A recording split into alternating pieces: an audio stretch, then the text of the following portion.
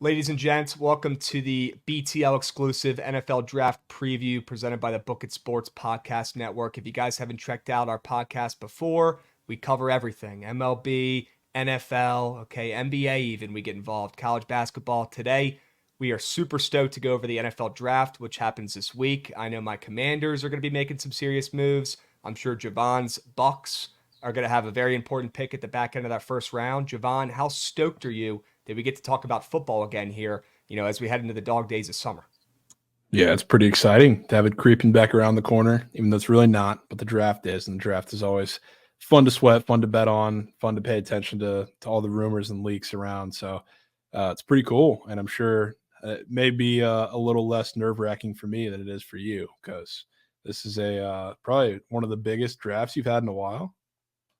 Yep. I just cannot wait to see how they find a way to fuck it up, to be honest with you. Look, new ownership, new regime, still same team, and there's still been the same bullshit going on. I haven't really seen anything change yet. I'm very excited to see it change. They've been talking about it. Everything is supposed to be different with the new ownership, and we're supposed to be able to win and treat people well. But with all the crazy draft drama going on that we're going to talk about here in a moment, I don't know if there's been a change, in that Commanders organization yet. And I'm very curious to see how that number 2 overall pick plays out. Obviously, we need a QB. We moved Sam Howell. Maybe we moved him to bring in Drake May. Don't want to keep 2 UNC guys there. Or maybe they just got rid of him to move up and get better draft picks, with that trade in Seattle. I don't know. We're going to talk about it. Before we dive in, Javon, and really get involved, to all of our listeners, please follow us on Spotify. Follow us on Apple Music, wherever you get your podcasts. Okay, bookmark us. Drop a like, drop a review on this podcast. Let us know in the comments, what is your biggest draft hot take you've got in your back pocket? Because we're going to have plenty on this podcast towards the end. We'll go over what we think about Caleb Williams. Obviously the slew of quarterbacks behind him, a ton of great talents. We'll talk about these guys, give our thoughts, busts, sleepers, potentials. Very curious to hear what Javon thinks the Bucks do later in the first rounds. We'll obviously talk about some of our favorite prospects by position, biggest surprises of the draft, and hopefully get some best bets out there for the people too, Javon, because at the end of the day, if we can make their pockets fat with some coins on the draft, that is an ideal scenario. So, before we dive in, guys, please drop a like, okay? Stay a while. We're not slowing down with these podcasts. We have another MLB one releasing this week, so go check that one out as well. Javon, I want your thoughts on Caleb Williams, my man. He's the consensus number 1 overall pick. I feel like he has been for the last year or so. An up and down college career. Some off the field issues that people, a lot of people either love him or they hate him, right? Me personally, I would have loved to have him in DC. He's from the area. Would have fit like a glove, but obviously would have made way too much sense for the Commanders to have the first overall pick this year. He's going to be going to the Bears. Okay, that's already done. I mean, look at the odds. He's minus a bazillion to go to the Cubs. It's official. They didn't interview anyone else. I want your thoughts, Javon. Do you think Caleb Williams is the truth? Is he the next Mahomes, the next great big QB in the NFL? Is he going to be a bust? Where's your head at with the big star? I think he's just going to be a good quarterback in the NFL. I think he's deservingly so. The most talented quarterback in this draft class, definitely the safest floor. I just don't think he's this next greatest prospect we've seen, maybe since Mahomes, but they're different profiles because Mahomes, I don't want to say came out of nowhere, but it was definitely less expected than Caleb Williams kind of is. So I think the expectations are a little out of hand. It's hard to say overrated because it's not really a slight to him because I think he's still going to be really good, but I just think temper expectations. But he is definitely, regardless of how the rest of the quarterbacks play out and where they go, I think he's definitely in the best situation, which is great for him. I'm sure it'll work out great. And then whoever we pick at number 2 will probably be the next Jamarcus Russell. But you know what? I don't have a crystal ball. I can't see the future. I'll try to stay positive. All I know is that I really want a Caleb Williams in DC. We're not going to get him. And I'm sure he'll turn out to be the next big star. Okay, I personally don't care what he did in college. I don't care what the off-the-field stuff is. I watch this kid's tape. I watch him get mobile and make these crazy throws on the run. Reminds me of one guy and one guy only, and that's Pat Mahomes. If I was a team struggling, if I was a team in the NFL, GM of that did not have a QB, I would do everything in my power to go out and get Caleb Williams. I would make an RG3 type trade, move up and get Caleb Williams. Well, I don't think the Bears are going to let him go. They need a QB. It would take an absolute slew of picks that we've never seen before to make a move like that. But either way, I think he's worth it. I really do. And there's a reason why, he's obviously the consensus #1 overall pick at this point. I'm very excited to see how he plays out up there. In Chicago, they're keeping their coaches, right? They kind of gained some momentum towards the end of the season. It couldn't have been worse than it was at the beginning. Without Justin Fields, you plug in Caleb Williams. I think that Bears team could be pretty solid. We know they have a very good defense too. They already could be almost a playoff type team right off the rip. We know they got Montez Sweat breathing down QB's necks, making plays, getting sacks left and right, holding down that D line. I think this team will already be, almost playoff type caliber with Caleb Williams getting involved. So I would do anything to have him be my QB. We're not going to get him. So we might as well move on, Javon, right? Might as well let it go. Yeah, just maybe. But you got pretty big selection coming up right after that. We do. And look, there's plenty of QBs out there to take, okay? There's a lot of big names out there. Jane Daniels, Drake May, J.J. McCarthy, Bo Nix, Michael Penix. You got guys like Spencer Rattler floating around. A lot of talents, not a lot of Caleb Williams floating around, but you never know. You take a stab at one of these guys, Daniels, May, McCarthy, maybe they end up being the next big thing. Who knows? Did anybody think Joe Burrow was going to be as good as he is right now coming out of LSU? Probably not this freaking good. There's been a lot of QBs over the years in spots like Daniels, May, McCarthy, who have turned out to be really good, but unfortunately the majority of them don't. All right, hopefully my Commanders at 2 make the right decision here. Javon, there's been a ton of drama surrounding this pick. Obviously the Commanders, their new ownership, Peter's running the show from San Francisco. They tried out this new thing where they're like, hey, we're going to bring in all these QBs at the same time. Maybe it was a test. I don't know. It kind of seemed like a test. And it kind of seemed like a test that Jane Daniels and co failed, to be completely frank with you, with how they acted after the fact, with their agent subtweeting like he's still in high school. Some of the most ridiculous things I've ever seen. Now, on the other end of it, if I'm the GM and you don't draft a guy like that because you invited all these QBs and all these players who obviously he's going to think he's better than, you just won the Heisman, he's Jane Daniels. He should think that way. If they get pissed off after the fact, what are they supposed to do? That's kind of a bonehead move, if you ask me. But the Patriots, the 49ers, they've all done this in years past. Nobody has said anything about it because those are winning programs and teams. But as soon as the Commanders do it, it's an issue. Well, it turned out to be an issue. From what I've heard, and I am deep in Commanders Twitter and trying to figure out, any sort of rumor, I've heard it, okay? I need to see it with my own eyes.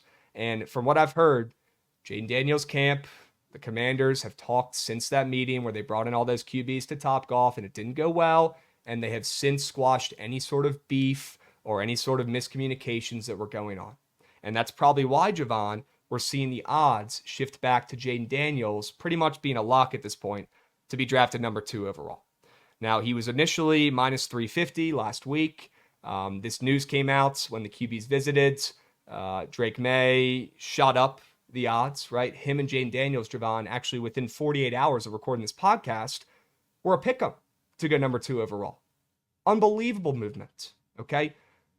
Maybe just rumors, because now I'm looking at the odds right now, Javon, and I'm seeing the number two overall pick consensus minus 260, Jane Daniels. And he continues to catch steam throughout the day. So, look, I'm a firm believer in odds makers know more than we all do, and we should probably listen to what they're saying and check those line moves. Right now, it's looking like Jaden Daniels is back, and he's going to be coming to DC at 2. Javon, what are your thoughts? And if you were the Commanders GM, would you want Jaden Daniels at #2? Well, I'll start there with, yeah, absolutely. I think he's the pick out of that next litter of quarterbacks, but as far as the odds go, it's interesting because another reason why the odds moved like right before we started recording this is because Daniel Jeremiah came out and made like a comment, and he's pretty close with Adam Peters, saying that he gets the general idea, in other words, that Jane Daniels is still the pick.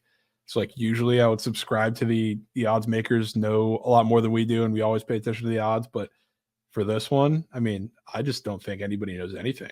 I think that's the one thing the Commanders have done pretty well. And on one side, I talked about this as soon as you guys hired Cliff Kingsbury. I can't see Cliff Kingsbury running that offense without a quarterback other than Jaden Daniels.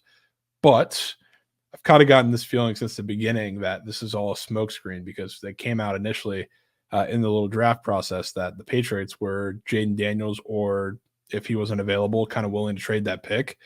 So I think this whole Jaden Daniels love from the Commanders first out was all to try and get a move up from the Patriots and kind of fleece them out of that little pick and get an extra pick in the process, knowing that Drake May might be their guy anyway. So like I could totally see that happening, and that's something that I can't get out of my head, the possibility of that. So I just don't know anybody. I don't think anybody knows anything. So I'm still kind of leaning Drake May as the play for the Commanders. Not that I would do it. I mean, look, we saw the same type of thing happen last year with the Will Levis situation, where he was moving up and down the, odds for when he was going to get picked, ended up falling, right? I've also seen, people out there in Vegas talking about the sports books hate the NFL draft. They don't exactly know, what's going to happen. They don't have their crystal ball that they typically do when they're, running their bazillion simulations on these games and coming up with, lines and stuff like that. They are a little bit in the dark, with the NFL draft compared to, them capping the games and setting those lines extremely sharp. But they probably also know some things that we don't either, right? It probably goes both ways a little bit too. But Javon, I mean, you're right. Maybe the Commanders actually did something smart for once, and they were trying to see if the Patriots were willing to move at all. And you know what? If that's the case, I'm good with it. Me as a Commanders fan, if anybody's watching this on YouTube right now, currently, you can see I'm wearing my Commanders hat right now. If you're listening, you can always go watch the video of this on YouTube, by the way, at Bookit Sports if you'd like, okay, to see my beautiful face up here next to Javon with my Commanders hat talking shop, okay? I want Jade Daniels. I've wanted him since the beginning. Okay, I knew Caleb Williams was the pipe dream. He would put up some Instagram stories, making it seem like he was going to come to DC or wanted to come back to DC, whatever. Commander's Twitter would go nuts and say, oh my God, he's coming home. I was sitting back saying, guys, there's no chance this guy falls out of the first overall pick. He is by far and by none the best player in this draft class, and it's not even close because he's a QB as well, right? Those don't grow on trees. They don't.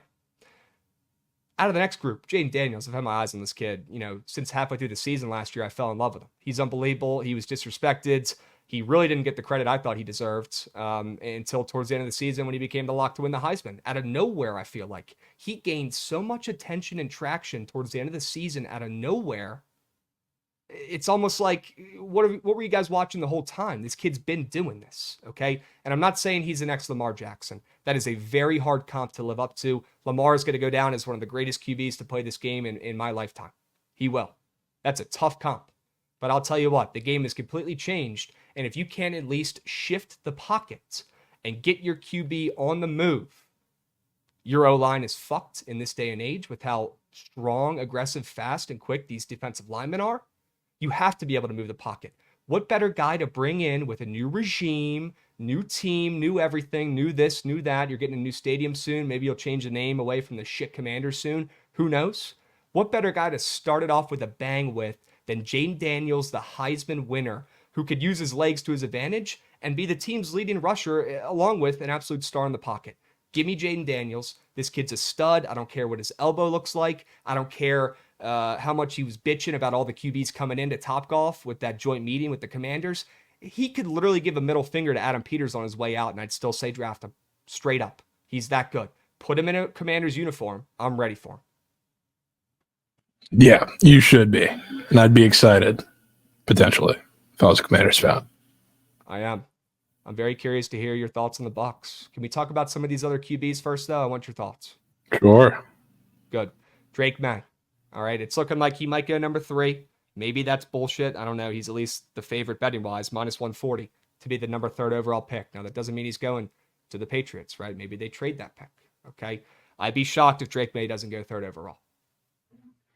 Yeah, I mean, I kind of get the feel if the Commanders do hopefully end up going Jaden Daniels, I would not be surprised to see the Patriots trade that pick because it seems like they're very Jaden Daniels or bust. So they've been pretty outward saying that they're shopping the pick, kind of probably in anticipation of Jaden Daniels potentially going to the Commanders. So I can see that happening with the Cardinals too. They've been shopping that pick right at 4, so it feels like he's got to go in there at some point, but I wouldn't be shocked to see a slide either. I like Drake May though. There's just definitely some concerns about how he worked in that UNC offense when he was under any sort of pressure, which if I know that, we all know that. I'm sure the GMs know that as well. So that's part of their evaluation and wouldn't be surprised if that's a little bit of a concern. But yeah, I still like Drake May. I think he has some upside in the right system. So do I. I think he's going to be a work in progress. I think he's a boom or bust type guy. I think he'll either be, one of the better QBs in this league, Justin Herbert type in a couple years, not right off the rip, or he's going to be an absolute bust, and that's not the hottest it takes. I mean, half these QBs end up being busts. It's the hardest position in all sports. I don't blame him, right? It's almost like rocket science trying to play QB. But I do think he will go number 3 overall. Not saying he's going to the Pats, like you mentioned. Could definitely see them trading back. That would be a very Patriots move. But I don't see a world where we don't get Jaden Daniels going 2 right after Caleb Williams gets called, and then Drake May immediately after to the next team that is just starving for a QB. We see teams make those moves and become more aggressive than they probably should be at times to go get a QB.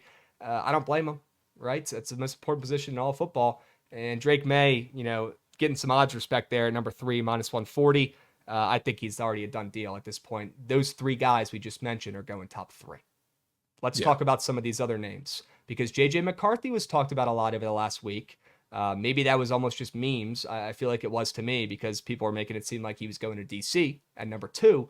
Thankfully, I feel like those rumors have finally quieted down here at least a little bit. Javon, are you buying into J.J. McCarthy, though? Are you a believer in him? Do you think he'll be a starting QB in the NFL for years to come?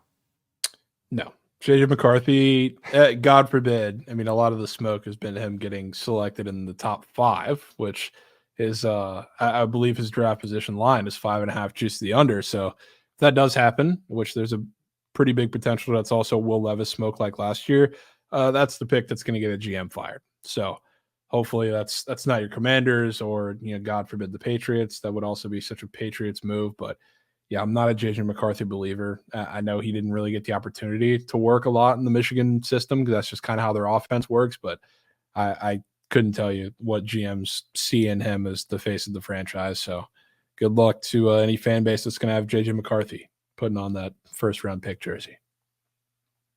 So he's sitting, if you look at his draft position, Javon, he's sitting at 5.5. The under 5.5, meaning he gets selected, before like the 5th pick or sooner, is minus 172. So they're thinking he's probably getting drafted either 5th or earlier. Looking at this, the over is plus 128. After all these rumors we've heard in recent weeks, mainly linked to DC and stuff like that, I wouldn't be shocked if that was all just hoopla and we see JJ McCarthy fall back just a little bit, maybe, early double digits type.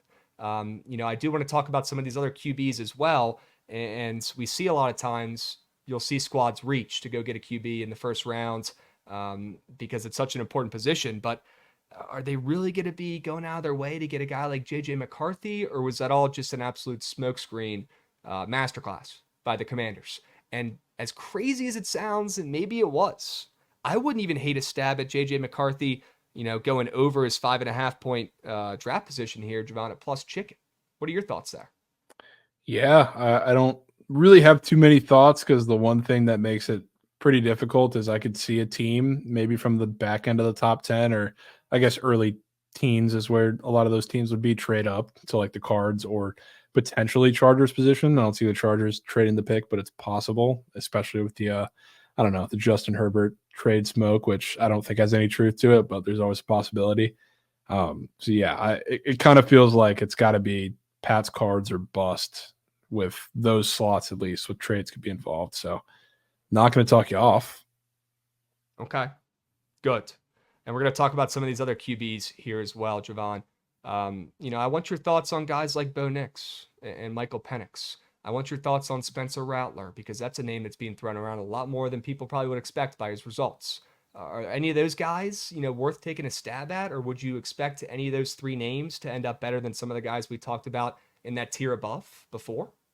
Yeah, I mean, I think long-term, Spencer Rattler could be a solid, I don't know, depending on where he ends up, he could end up as one of those quarterbacks that gets like a couple of spot starts and looks good, like a Clayton Tune, like a Tommy DeVito or something like that. Maybe sticks around a little longer, but he's kind of a guy that I like. I mean, I can't stand him as a person, even though he's kind of matured and not been such a child since he went to South Carolina. But yeah, he's fundamentally sound, which is kind of the difference from him when he first started like at Oklahoma to now. And he ran kind of a pro style offense. So like out of, I don't know, that second crock of quarterbacks, if you can include Penix in that, he's the one that I think is a little more intriguing to me long term. But Penix, I'm not high on him unless he's in the right situation, which it could be very possible. There's been a lot of Raiders talk, a lot of Vikings talk. If he gets in with a really good OC, really good system, like the ceiling is as high as anyone in the draft, in my opinion. But if not, I can't see much going on for him. Okay. Yeah, I'm with you. I think these will be names that are flashes in the pan almost. And unfortunately, we don't see a lot of success. Maybe Michael Penix works his way into some crazy magic and gets a spot out there on the field and makes the most of it. I'm not banking on it. That's probably the one guy, watching out there on the field that looks like he was born to play football and just has some magic in him, Taylor Heineke type. Maybe it'll be Penix. That's probably the one guy I would take out of those three names we just talked about. But I want nothing to do with Bo Nix. I wouldn't want my team to draft any of those three gentlemen respectfully. Okay. Yeah, fair enough. We move. I think that's probably enough QB talk for one day. Caleb Williams will be the best QB out of all these at the end of his career, or do you have another guy in mind? Because I'm obviously going to stick with Caleb. I do think he will be, one of the greats in the next decade, but I want to hear Javon's thoughts because he seemed like he was a Jaden Daniels guy a little bit. Yeah, it's hard to say because, like, I think again, like the ceiling is there, but I mean, respectfully, if he's going to the Commanders, how high can the ceiling be immediately? It just, I hate to say it, but I mean, immediately this year, like Caleb Williams, great situation with the Bears, weapons around him. The Commanders, like the team's old, they got pieces, but like it's going to be a little more of a work in progress. I think same thing for whichever quarterback goes to the Patriots, if that ends up being a thing, because realistically, you put whatever quarterback on the Patriots, they're not going to have a successful season with the pieces they have right now. So Caleb Williams is definitely, I mean, talent-wise, I would say the best and definitely best situation too. Okay. I don't think it'll be close. As much as I hate to say it, I'd love to, give you guys a rah-rah story about Jaden Daniels becoming the next great quarterback in NFL history. I can't. I do think he will be very good, and I want him in DC, and I think he's a lock at this point to go number 2. I'm standing on that. But Caleb Williams, I think, is going to change that Chicago team. I really do. We'll see how it plays out. Let's talk about the Bucs for a second here, Javon. Enough Commanders talk. Enough QBs talk. You've got your QB. You just paid him. He deserved it. Every penny. Blue-collar Baker. Unbelievable year. Nobody expected it except for me, which is actually hilarious. Not even you. Yeah. Now we're here. Now you got your guy. All right. You have a pick, I think, 26 at the end of the first rounds. What kind of position are you looking to take? What do you need? And who do you want? Well, so really, they can't go wrong with any of their needs because they've got a couple. Like where I would like them to go is the offensive line, but like realistically, they lost Shaq Barrett, they lost Devin White, so edge and linebacker position is a little weak right now. They need kind of an impact guy there. They need to get a little younger. So the guy that's kind of popping off draft boards for a lot of teams, but I've heard a lot circulate around the Bucs, is not a name that many people would know, but Marshawn Nealon from Western Michigan, absolute dog on the edge, a guy that I really like, and not just because I've convinced myself to like him, because I think there's a lot of true smoke behind that pick to the Bucs, but I think he's going to be really good. So like that's the one that kind of makes the most sense to me, and I think they're going to go with. But Graham Barton is still available, the tackle from Duke, who I don't know, the Bucs GM Jason Light has this infatuation with never drafting a pure guard, which they need a guard. They need interior linemen. Graham Barton's a tackle, but he can play all 5 positions, and he played all 5 of them at some point in Duke. So that's a guy that, like, if he's available, it would make all the sense in the world for them to go that direction too. So like they can't really go wrong because you got Barton on a position of need. He's very versatile. Then you have Nealon too, who's just like great blitzer, typical Todd Bowles edge type guy. So like they can't make me too pissed off, especially coming off that season. They have a lot of needs throughout the boards, but they also just have a lot of guys. So it's just about getting stronger at whatever position. Sure. Yeah, I'd feel good if I was a Bucs fan right now. I really would. Yeah. I'm jealous, to be honest with you. That was an unbelievable season. And I know they didn't win the Super Bowl. They didn't have a million wins. Who gives a shit? You guys were supposed to be in last place. And Baker Mayfield said, fuck that. I'm here. I'm taking over. Go get him some weapons. Yeah. Go get him some linemen. Go beef up that line, will you? Give him a chance. Yeah, I'd love to see Baker run that back in the playoffs. Come on. Need some linemen now because they got Liam Cohen as the OC now. So the Bucs haven't had a run game since Doug Martin, and they're probably going to have to this year because that's how the offense is going to have to flow. So we'll see how it works. They definitely need some interior O-line help if they're going to do that. Okay. All right. Well, speaking of linemen, I would love to talk about some of these O-linemen because, look, every year you turn on ESPN this week and you see all the flashy names. You see people talking about, Xavier Worthy. You see the Xavier Legette talk. You hear all the big name QBs being mentioned, right? Where are they going to end up? Where are they going to go? Um, you know, Nobody talks about the linemen, but there's always a boatload that go in the first round, and they're so important. And I feel like there's always more that end up getting picked than people think. They have first linemen to be drafted odds up. Now, Joe Alt is, pretty much a lock to be the first lineman to go. He's minus 600 right now. You got guys like J.C. Latham, Fuaga, Alu Fashanu, and Fatanu as well. Sorry, mispronunciating those names, but pretty much a lock for Joe Alt there, minus 600, Javon, to be the first lineman drafted. Are there going to be any surprises in the first 10 picks there? Because that's when he's going. Yeah, I think there's going to be a surprise of where he ends up going, which not one of the Huh. craziest things ever, but I think a lot of people are kind of zoned in on the Chargers getting a skill position player, aka maybe taking a shot at Malik Neighbors to get a weapon for Justin Herbert. I think they go Joe Alt at that pick. And I think it's very John Harbaugh-esque to kind of build in the trenches, which is kind of the way he wants to win. And I don't think by any means it's a bad pick, but I think that's the foundation they're going to build on. So, yeah, I think he's going to go first. And with those next crop of like three guys, like two of them, including like Fashanu and Fuega, like I'm a Fuega guy. I think he's really good, probably like the best or my favorite out of the crop of the next three, but I don't know if you can go wrong. Okay. Yeah, I mean, I'm sure, the majority of these guys will end up being staples of their O line for years to come, hopefully. Typically, knock on wood, linemen end up being a little bit more reliable. Um, my Commanders could use a lineman or two. I'm sure most teams could, right? And I'm looking at that number 5 overall pick there, Javon. You're talking about the Chargers, maybe selecting him and shocking the world and not going with a receiver like Neighbors or Harrison if he's still there. The third shortest odds are your guy Joe Alt there, plus 400, right behind Marvin Harrison to be the 5th Yeah. overall pick. So maybe the odds makers are with you there, Javon. Maybe they're thinking there's a chance they go and draft an O lineman, and that would shock some people because they were open to move their receivers, in this offseason. So I think that's the easy angle is, they're going to pick a receiver, but well, they just got rid of a bunch of receivers. Maybe that's for a reason. Maybe they're trying to build up their line and try something different because whatever they were doing before didn't work. You know what I mean? Beef up that O line. Give Herbert a chance. He's been getting crushed. He would Yeah. love a lineman like Joe Alt there holding it down. I Gotta wouldn't hate a invest sprinkle on him something. at plus 400 there. Yeah. Yeah, Herbert's been getting Huh. killed in the pocket, which is why he can't stay healthy as much as they'd Nope. like him to. So why not start from there with Harbaugh? Sure.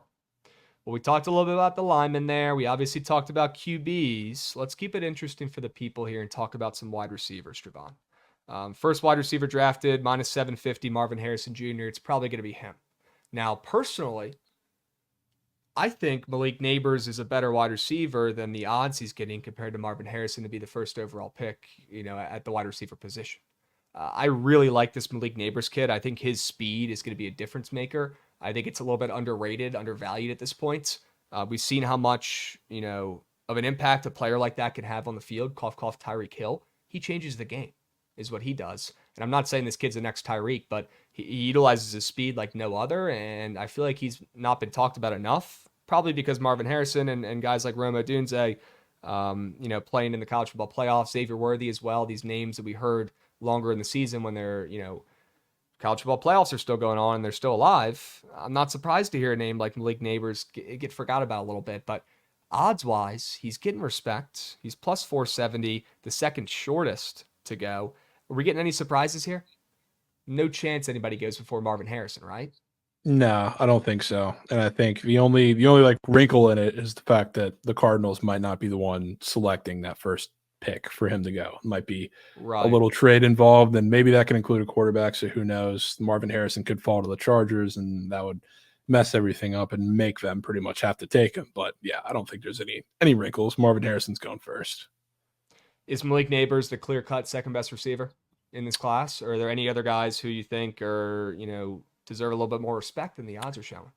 I mean, I'm with you. I think Malik Neighbors is the best wide receiver in this class. I think Marvin Harrison is not far behind him, obviously, but maybe a step behind, and we'll probably see that depending on where he goes. But yeah, I think those two are clear cut 1 and 2, whatever you want to slice it. But not far behind is Rome Odunze, and I would say Brian Thomas is right in that Yep. conversation too.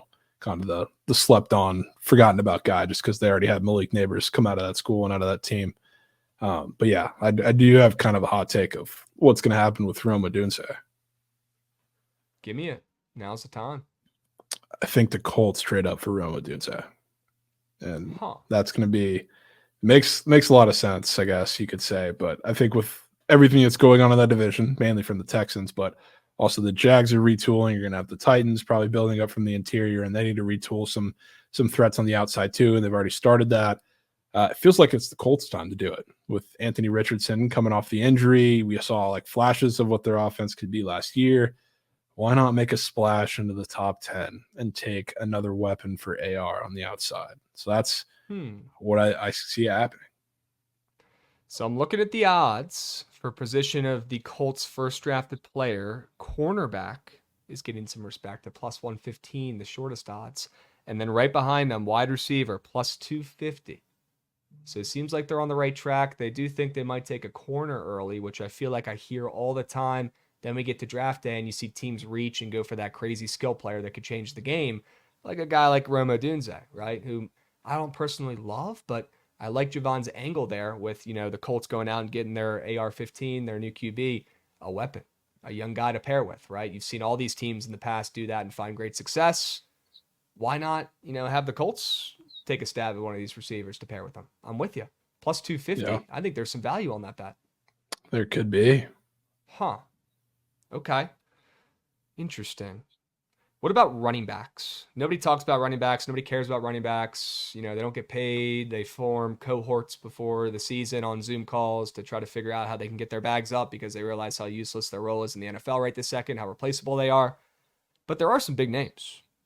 A couple, at least, coming out, of the backfield here, Javon. Are there any surprises with who you think is going to be the best or first overall running back drafted in this year's draft? Jonathan Brooks is obviously up there. He's getting some line respect at minus 115. He's the favorite. Trey Benson's right behind him. Then you got big name guys like Blake Corum hanging around. Will Shipley, plus 3,400. Zero respect, but he's up there. Any of these guys you really like or any surprises you see in the backfield with these halfbacks? Yeah, well, first of all, probably one of the weaker running back classes we've had in a couple years, so maybe a little tougher to decipher. But I'm a Jalen Wright guy out of Tennessee, which he is. I guess the easy comp for him somewhat is like Alvin Kamara because they both went to Tennessee, they both played a similar role. But I like his style of play. I think if in the right situation, it works. It also, if you're betting on a guy or looking for a guy to kind of stick playing time wise in the NFL, despite his situation or regardless of the situation, you want a guy who is a really good pass protector and can also make things happen in the receiving game, which it's exactly what he is. So I think he's in store for one of those really versatile roles wherever he gets drafted. But I think in the right situation, he's a guy who can be a quick riser. And then another guy that I have my eyes on is like a deep sleeper, Isaiah Davis out of South Dakota State, which I don't really know. I've seen him projected 1,000 different places from the third round to the fourth round to the fifth round, whatever it may be. Really good vision, one of the better running backs in the FCS, sent plenty of records, of course, out South Dakota State. So like that's a guy who I don't really know. I don't have a comparison for him as like a late round guy, but one of those that just pops up late in the season, gets his opportunity and shocks the world and makes fantasy owners go crazy. Okay. Some big name sleepers there from Javon. Any thoughts on your guy, Aldrick Estime? I mean, it's a great power runner. It's just like he's going to be a yin and yang, something in the backfield. We'll see if he can stick wherever he is. But yeah, I don't know. I don't know what to expect for Estime. Yeah, probably not much. Okay. Well, let's talk about some busts and some sleepers. I want to talk about some players you think are maybe getting too much respect and are going to stink. I want to talk about some players who aren't getting talked about enough, like a couple of the guys you just mentioned, who you think are going to shock the world. Now, I got a sleeper pick that I like, and this one's going to hurt because he is from UVA. Malik Washington. This kid is a stud. I hate to say it, but he is so athletic and was underutilized because UVA stinks at football, and that kid did not belong on that team. But you know what? He can fucking play, and he can run. He is quick. I feel like the teams could use him as a punt returner or even a kick returner as well. Do not sleep on the name Malik Washington. Whoever ends up drafting this kid is finding a diamond in the rough. I really hope the Commanders make a move and draft him, and in the second, third, maybe fourth rounds if he even falls that much. But Malik Washington is a name to remember that was not talked about at all this season, who is going to make big impacts in the NFL, in my opinion. 100%. I love Malik Washington. I think he's going to be so good. So I'm with you on that for sure. You got any sleepers that you're eyeing? Any guys who people aren't even seeing up on, the blue book or green book to even bet on? But once you hear his name, Javon's going to smile. Everyone else is going to say, who the fuck is that? And the guy's going to be a starter in the league for the next decade. Any of those guys? Yeah. Go with a little Florida two-piece. I like Javon Baker a lot at a UCF. Huh. A guy that, he can do it all. Route tree, super diverse. And if you've watched any UCF football over the past year, you've seen just exactly how good he is in space. So he's a guy I'd watch out for. And then everybody's excited about Ladd McConkey, about that role that he could kind of play. And I'm not going against that because I think he can. But give me Ricky Pearsall to be the wide receiver that takes that little reign as the sneaky little slot wide receiver that just pops out of nowhere and is super productive from the jump out of Florida. Okay. I'm going to go with the guy. I already gave you one, but I want to give you guys another sleeper who's not even that much of a sleeper, but I'll give you a bet to take so it'll shut everybody up and make them happy. I want to back Xavier Worthy under 31.5 on his draft position here. And maybe it's the squarest take I've given on here so far. I know he's a name that's being talked about a ton. I just feel like with his size, physicality, what he showed in the playoffs a little bit, maybe not the production is great as some of these other receivers, but I think teams will see him as a guy who they can draft and mold into what they need.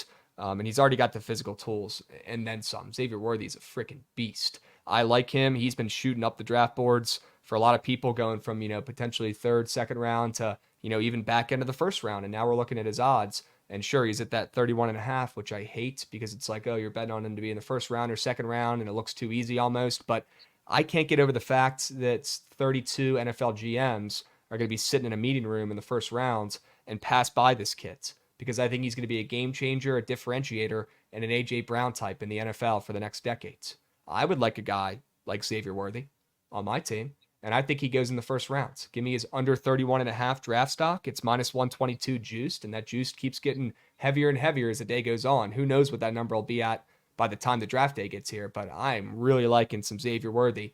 Nobody tell Lauren that I said that. Yeah, nobody tell her that. I like the bet because I do think a team is going to take a flyer on him just because of what we saw at the combine. I think he's on bust watch though. I think that his whole profile screams John Ross. It's like he's a fast guy that's not like a great deep ball catcher, which is concerning because like that's if a team's going to take a flyer on his speed, that's exactly what they're going to ask him to do. It's like I am not a big Xavier Worthy fan. Definitely a much bigger A.D. Mitchell fan if we're talking Texas wide receivers. I think he's going to be the guy. Interesting. What about Kool-Aid McKinstry? Any thoughts on where he gets drafted? He's at 29.5. The under is minus 154, catching some steam. Yeah, I would not mind. There's a lot of teams that like 22 to 30, I guess you could say, range is really difficult because you could point out 50 different needs for a lot of those teams, Bucks included. I was going through that little process, and you could see him go to the Packers. You could see him, maybe the Bucks reach on him too. So like, I don't mind that under. I think there's a reason that it's a little juice there. Also, he's from Alabama and a DB. And those guys go a lot higher than they should pretty much every single year. So got no issues with that. First team all name in the NFL draft this year. One of the best for sure. I still remember when he was committing like 6-7 years ago and hearing the kids. I said, can I read that again? Yeah. It can't be real. Way. Surely. It's real. And the kid's a stud. He's going to the first round. He's unbelievable. Yeah. All right. Brock Bowers, any thoughts on him? Big name guy. There were times this season people thought he would go top 5. Maybe people got a little ahead of themselves here. Right now, his draft position is at 11.5. and the under is a little bit juiced, which is a good sign for him there. But Javon, thoughts on Brock Bowers? Is he going top 10 or is he going to sneak outside of it? I think he might just sneak right outside the top 10. It's like the favorite, like projected landing spot that I've seen a lot is at 10 to the Jets, which I don't know if I can see happening just because the Jets need so much help on the offensive line. They've started to build there, but I don't know if it's enough to kind of talk them off the ledge, hopefully, if they're smart of drafting like a Fuega or Fashanu or whoever drops to them there. But I do have a feeling there's going to be something with that 11th overall pick or maybe 12 because I know his line was 12 and a half a little earlier and it's moving down. So it's got to be something centered around that 11, 12 pick. Maybe a trade's involved because the Vikings are sitting there. Maybe they want to move up and or down. Who knows? But yeah, I think the under getting steamed is pretty indicative of what's going to happen.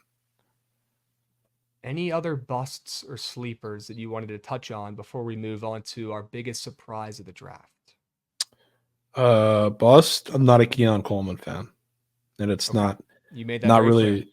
Yeah, I'm not really riding the wave because I guess he's falling down draft boards because what he did at the combine. I don't really give a shit what he did at the combine, but he's just like a jump ball guy against smaller defenders, not physical. He's getting blown off the line by any physical corner. Like I'm not a fan of that. I don't think that's going to work in the NFL. And I think I don't want to say overhyped in college because he was great, but like he got the ball thrown into the flat 50 times and got 40 yards of yak and really downfield. He was either burning guys or just jumping over small defenders.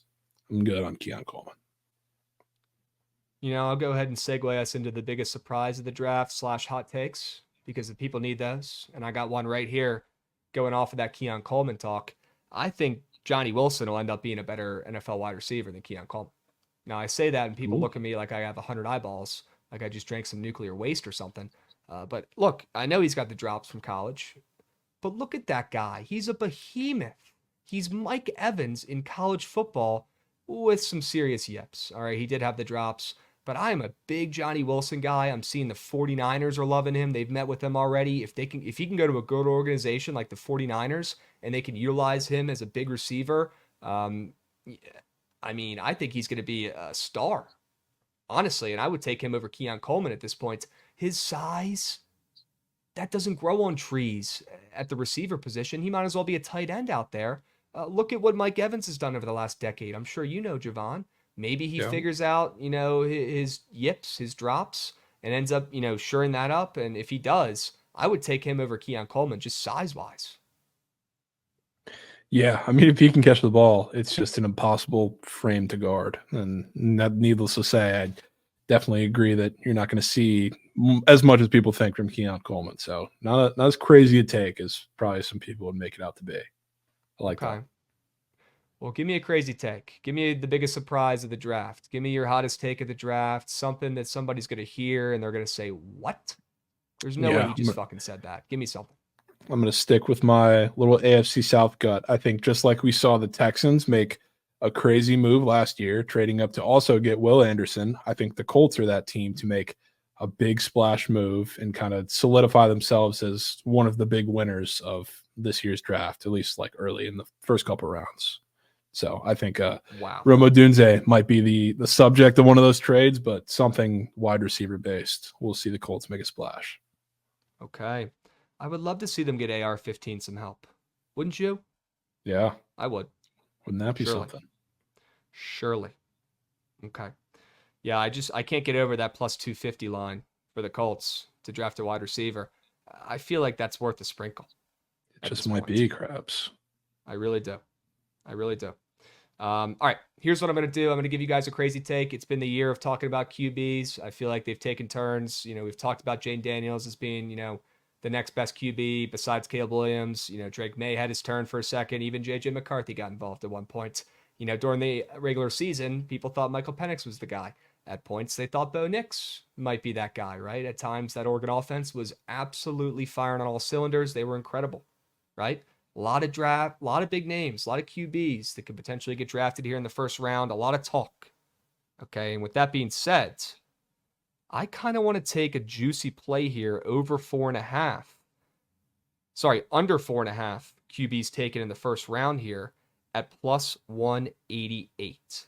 I think there will be less than 4.5 drafted shockingly, for the first time in a while, I know I talked about a lot of teams reaching, going to get a QB when they shouldn't. There's been so much talk about all these guys. I have a feeling that a lot of it is just end up being smokescreen, and you're not even going to see guys like Bo Nix, Michael Penix get drafted in the first rounds. I think Jaden Daniels, Drake May, and obviously Caleb Williams are locks. There's 3 right there. Boom. I think JJ McCarthy is probably going to go in the first round, but I do think there's a small chance that he doesn't. I really do. I think there's a small chance he doesn't. I think there's a better chance he gets drafted in the second round than he does top 5. I do. Ooh. Okay. How about that? So I you like got that. 4 there already. It just comes down to, does a team reach for a guy like Penix who's a winner? Does a team reach for a guy like Bo Nix who's had the athletic abilities for years and just hasn't been able to put it together yet and has shitty footwork? Does it end up being a guy like Spencer Rattler out of nowhere that gets drafted when everybody gets surprised and says, how the hell did he go before those other QBs? I'm going to take a stab at there being less than 4.5 QBs drafted in the first round this year, and you're not going to see teams reach as much because they've been getting burned so much by making moves like that. Less than 4.5 in the first round. It's going to be Caleb, Jaden, Drake, maybe JJ, and that's it. Yeah. I mean, for JJ, it feels like if he gets past the Giants, the bottom could fall out. And obviously, the Vikings, I guess, are sitting there at 11 still, depending on trades. But yeah, if he doesn't go early, I think he's cooked, and rightfully so, because that dude has zero business being a first round pick. So if I see that, I'll be happy for all those teams for not drafting him. Okay, maybe it was all just smokescreen. Who knows? We'll find Could out in a be. couple days here. Okay. Before we wrap up, I think we got a couple Q&As from the people. All right, we tweeted out we're doing this podcast. We got some replies, some questions about the drafts. Let's get Goots up here and see if we can get some of these questions answered for the people, if he's got any good ones. We got time for probably about 2. Perfect. All right, well, I'll start off with a bang here. Why is JJ McCarthy the next Mac Jones?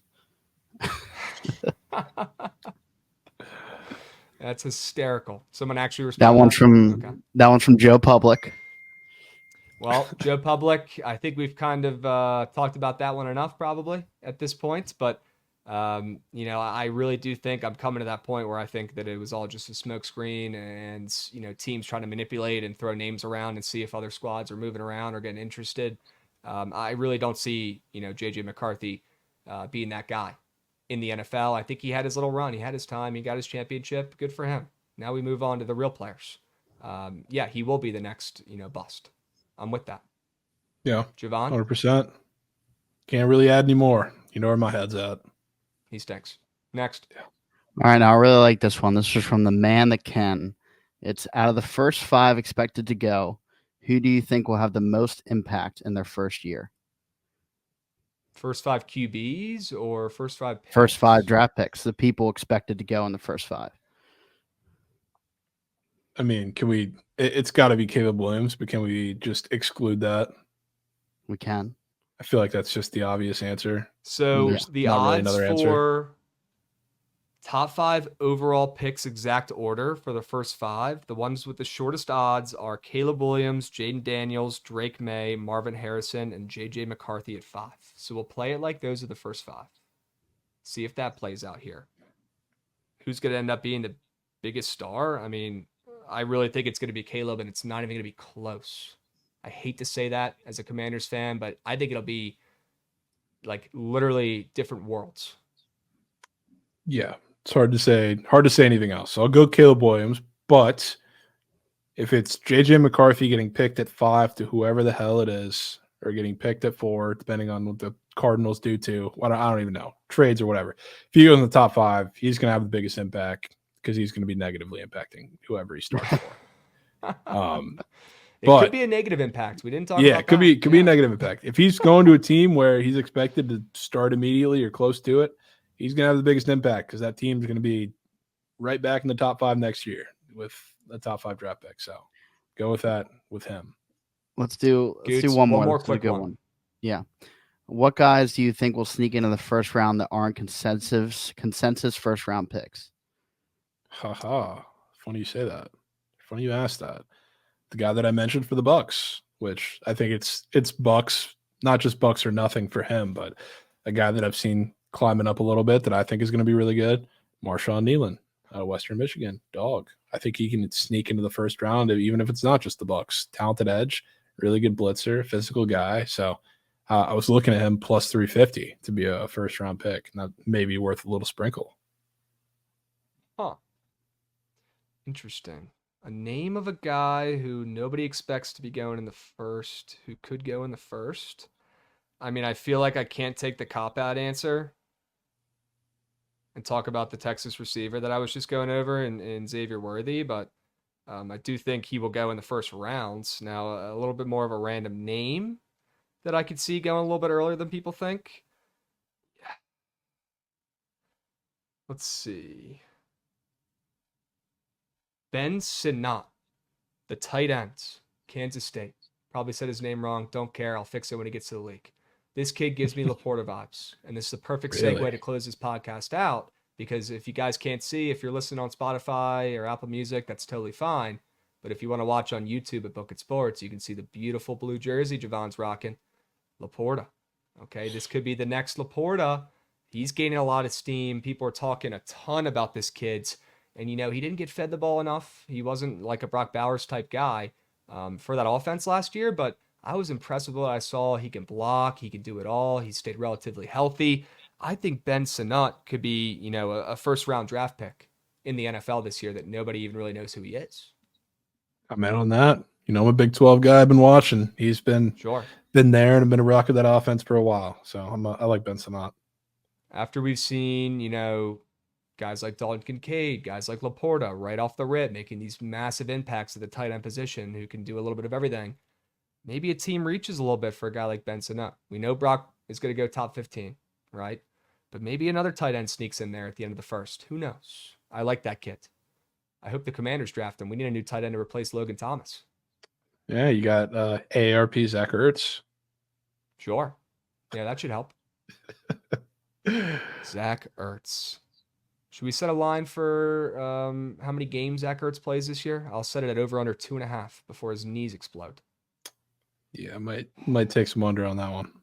Yeah, that might be for you folks. Okay. Well, I hope this got you guys primed up and ready for the NFL draft coming up here on Thursday. Okay, if you guys enjoyed the podcasts, we will drop an MLB one this week as well. Go check it out. We're interviewing a minor leaguer, one of my buddies. Very excited about it. We cover everything over here Behind the Lines, and I hope you guys enjoyed this exclusive going over the NFL draft. Please drop a like, share it with your buddies, follow us wherever you get your podcast on Spotify, Apple Music, wherever. Go drop a like on the YouTube if you like to watch the videos and podcasts. If you like to see our beautiful faces up here, go check out the YouTube at Bookit Sports and subscribe. It helps more than you guys know. And we'll be back here, Javon, in a couple days with another podcast, giving the people some winners or some crazy takes about what's going on in the sports world. And I can't wait. Yeah, let's do it. Sure. Appreciate you guys. Hope your team drafts whoever you want. And I hope the Commanders don't fuck this up. We'll catch you on Thursday.